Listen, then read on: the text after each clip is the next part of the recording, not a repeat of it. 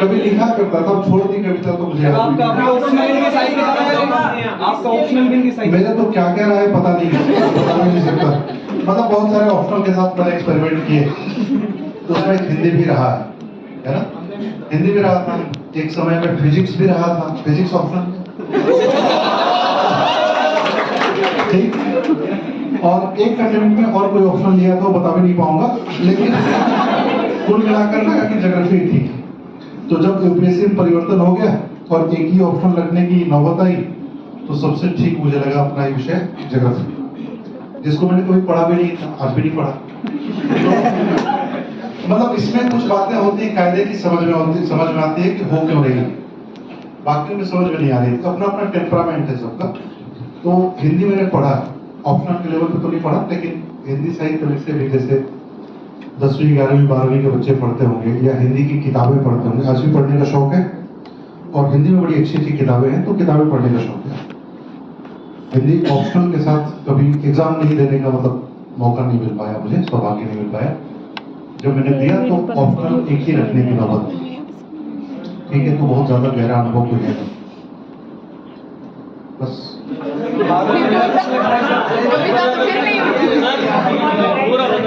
क्या बताऊं क्या बताऊं पूरा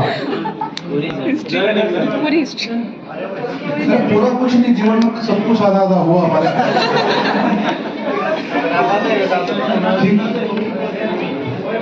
तो उसी दौर में कभी जैसे तुम्हारी उम्र में लोग बहक जाते हैं ना, कि पहनते हैं चप्पल बनाते हैं कपल टाइप, इस तरह की मुझे जिसको हिंदी में तुकबंदी शायद कहते हैं, जबरदस्ती के, है ना। तो ऐसे लिखता था, अब छोड़ दिया, वो भी मुझे ठीक लगा कि वो गलत कर रहा था और अब जो कर रहा हूँ ठीक कर रहा हूँ। तो कविता मुझे अभी याद नहीं है। मजनू के टीले की कहानी, अरे वो बहुत पवित्र जगह है वे।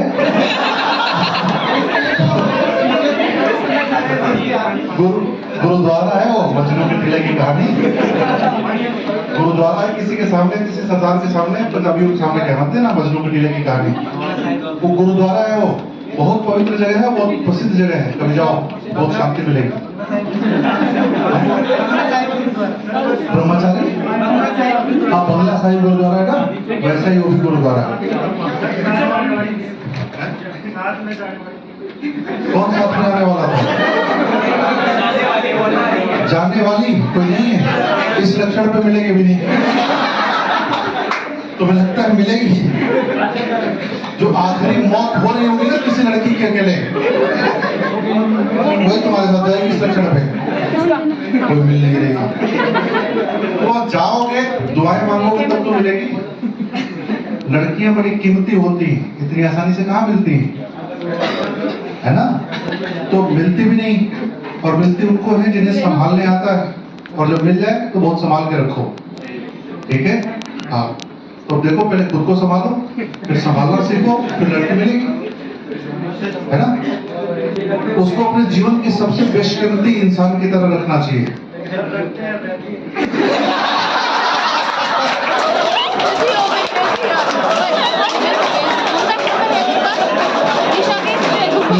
कीमत तो नहीं लगा देते तो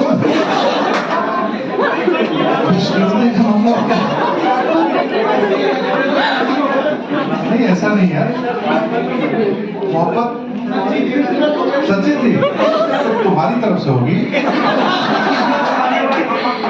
तुम्हारी तरफ से होगी, उसकी तरफ से नहीं होगी। देखो, अच्छा, तुम्हारी कंडीशन पे एक बात बता रहा हूँ, तुम्हारे सिलेबस में भी काम आएगा। मतलब जब मैं कविताएं लिखता था तो मेरे बहुत सारे दोस्त थे, अब नहीं, वो आते थे, लिखवाते थे, चले जाते थे, और कई सफल भी हो गए, हमारी कविताओं का जरिया बना के सफल भी हो गए, और कई की गलतफहमी थी, टूट भी गई, दोनों बातें हो गई। तो एक मतलब थोड़ी बहुत तो बीच में मुझे याद भी नहीं है, थोड़ी बहुत याद है कि रिश्ता क्यों टूटा पता नहीं, कहने को एक अफसाना था, एक उनके पास कहानी थी, एक मेरे पास बहाना था। कुछ दिन पहले भी था तन्हा, आज भी बस तन्हाई है, कुछ दिन तक जो था मीत मेरा, आज वही रुसवाई है। ना ख्वाब किसी का दिल में था, ना चाह किसी की आंखों में, ना ये हसरत थी कि कोई भी साथ चले इन राहों में, जब साथ नहीं कोई मेरे था तब था पूरा संसार मेरा। हर गलियों के हर चेहरों पर हर जुल्फों पर अधिकार मेरा। जब सर पर एक भी छत न थी तब आसमान के साए थे। हर दर पर हर घर में मेरा हरदम ही आना जाना। उनके पास शिकायत थी, एक मेरे पास बहाना था। यह है यूपीएससी से पहले तैयारी करने का चरण। जब यूपीएससी में आते हैं, ये सिलेबस की बात बता रहा हूं मैं।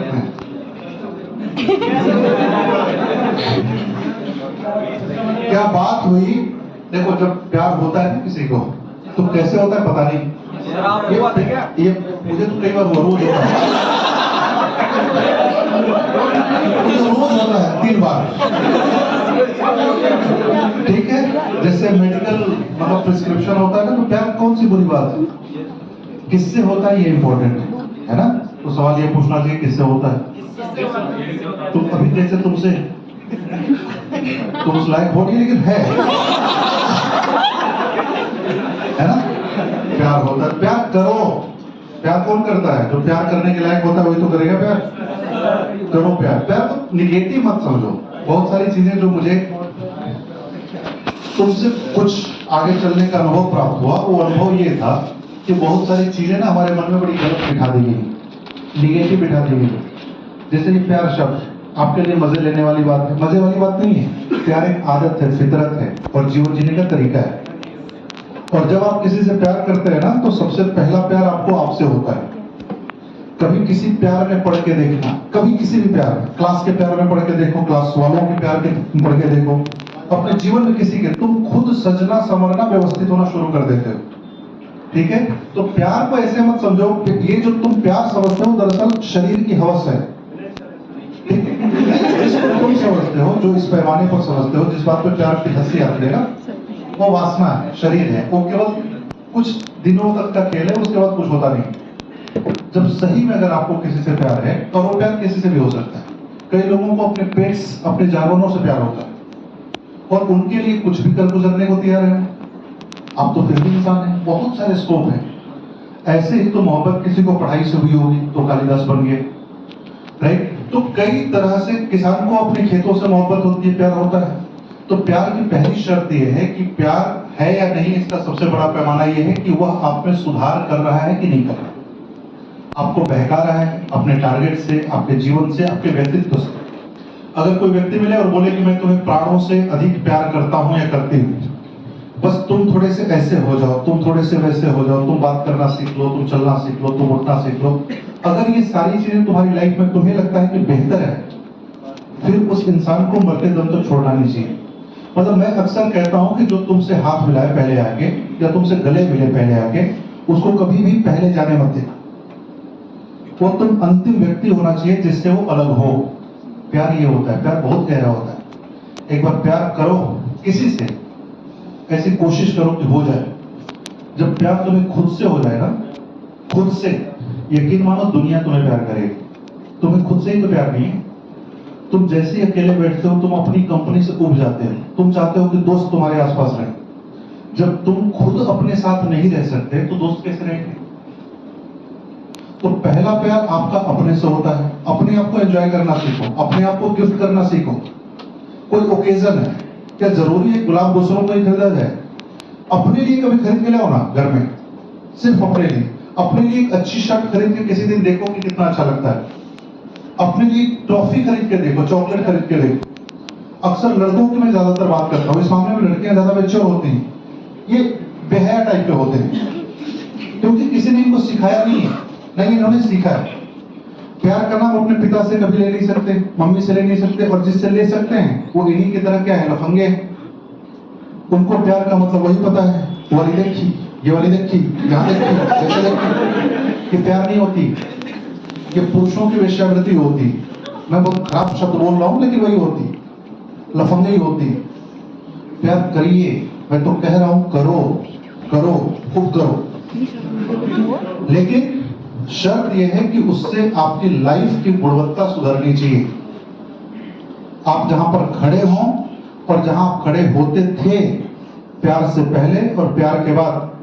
और कोई थर्ड पर्सन अगर ये कह दे कि बहुत परिवर्तन है और पॉजिटिव परिवर्तन है, तो समझ लो कि तुम्हें प्यार हो गया। अगर तुम्हें क्लास से प्यार है, जैसे आप, मैं एग्जांपल अक्सर देता हूं आपकी लाइफ से। देखो, जीवन में उतना कुछ है नहीं थ्योरेटिकल या किताबी जितना आप समझते हैं। ये एग्जाम भी बहुत बोझिल नहीं है, बहुत बोझिल नहीं है। बस रोज अपनी जैसे सांस लेते हो, उठते हो, बैठते हो, वैसे ही पढ़ाई शुरू कर दो, वैसे ही रहना शुरू कर दो, बिना अपने आप को मारे। क्लास आते हो, एक तो हो गया कि चलो क्लास में कौन देख रहा है, लोअर पहन लिया, टी शर्ट पहन लिया, हवाई चप्पल पहन लिया, क्लास में आ गए। यकीन मानो कि तुम्हारे आसपास जो लोग रहते होंगे ना, जो कहते होंगे हाँ भाई ठीक है ना, क्या दिक्कत है, ऐसे ही चल, लेकिन अंदर अंदर वो भी तुम्हें पसंद नहीं करता हो। और किसी दिन तुम ठीक से ड्रेस होके, साफ सुथरे कपड़ों में, अच्छे से, बहुत रिस्पेक्टेड तरीके से, अपने प्रति आदर से जिस दिन क्लास में भरे होगे, उस दिन तुम महसूस करोगे कि तुम उस चुंबक की तरह हो जिसके आसपास सब कोई आना चाहता है। इसको कभी आजमा के देखना, कभी अपनी किताबों को सहेज के देखो, छू के देखो, महसूस। आज एक लड़की आई थी किसी क्लास की, उसने बोला कि हमने कहीं पढ़ा है सर कि पेड़ पौधों से अगर प्यार से बात की जाए तो बड़े अच्छे खिलते हैं। मैंने कहा बिल्कुल सही बात है, और ये वैज्ञानिक, पहले तो लोग हवा में उड़ा देते थे, वैज्ञानिक रूप से प्रमाणित बात है कि किसी पौधे से आप रोज जाके बात करिए, आप किसी निर्जीव वस्तु से इससे बात करना सीखिए, कर लीजिए, आप एक दिन महसूस करेंगे कि शायद यह गुब्बारा भी आपसे बात कर रहा है। प्यार में तो उतनी ताकत होती है। प्यार का मतलब लगाव, इमोशन, चेंज। तो आप पहले अपने आप के प्रति सतर्क होइए, प्रेम करिए, प्यार करिए, इच्छा जागृत करिए, और सारी दुनिया बहुत खूबसूरत है। किताबों को कभी ऐसे मत उठाओ, उसको बहुत आहिस्ता से, जैसे माँ अपने बच्चे को उठाती है। असाध्य बीड़ा पड़ी होगी, तुम्हें हिंदी साहित्य में पढ़ी है, तो उसमें जब बीड़ा बजाने के बाद वो रखता है उस बीड़ा को जिस जगह पर, बहुत अच्छा शब्द दिया है उन्होंने, किसने लिखा है इसको, वो अगेन ने लिखा, कि उसने बीड़ा रखने के बाद बीड़ा को ऐसे देखा जैसे माँ पालने में अपने बच्चे को बिठाने के बाद, सुलाने के बाद देखती है। बहुत सावधानी से रखने के बाद यह देखती है कि कहीं मेरे सुलाने की प्रक्रिया में उसकी नींद तो डिस्टर्ब नहीं हो गई। जब इस इंटेंसिटी के साथ, कितने लोग हैं जो अपनी किताबों से इस इंटेंसिटी से मिलते हैं, सोच के देखो। और फिर तुम चाहते हो कि तुम्हें प्यार हो और तुमसे कोई प्यार करे, क्यों? क्यों बताओ? कोई वजह है? कोई वजह नहीं है। जब तक आपको कहीं जाना ना हो, आप सेविंग नहीं करते हैं। जब तक आपको जाना नहीं, आप जूते पॉलिश नहीं करते हैं। आप चाहते हैं कि दुनिया आपकी तरफ अट्रैक्ट हो। अब फिजिकल, जो फिजिक्स का क्वांटम फिजिक्स है, मेटाफिजिक्स, क्वांटम फिजिक्स, मेटाफिजिक्स में पहले से ही था। कंप्यूटर के लेवल पर इस बात को सिद्ध किया जा चुका है कि जैसी एनर्जी आप अपने अंदर पैदा करते हैं, वैसी ही ब्रह्मांड की चीजें इंसान आपकी तरफ आकर्षित होते हैं। आप गंदे रहेंगे। सिंपल एक्सपेरिमेंट, अभी तो मेरे गले में है नहीं, रुद्राक्ष आता है। सिंपल एक्सपेरिमेंट तुम्हें बता रहा हूं। अभी मैंने दृष्टि के कई लोगों के ऊपर कहा, वो भी बड़े बिखरे बिखरे से रहते हैं, आपको सजने संवरने लगे, तो उनके ऊपर एक्सपेरिमेंट नहीं, इसके ऊपर नहीं, ये तो पहले से ही सजने संवरने वाला इंसान है, इसको देख के तो दूसरे लोग सजते हैं आजकल।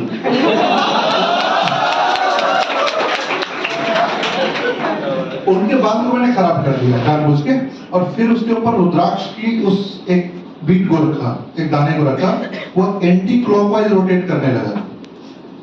और जैसे उनको ठीक किया, बाल को ठीक से कॉम्ब किया, कंघी की उसमें, और फिर वो अपने आप एक क्लॉकवाइज रोटेट करने लगा।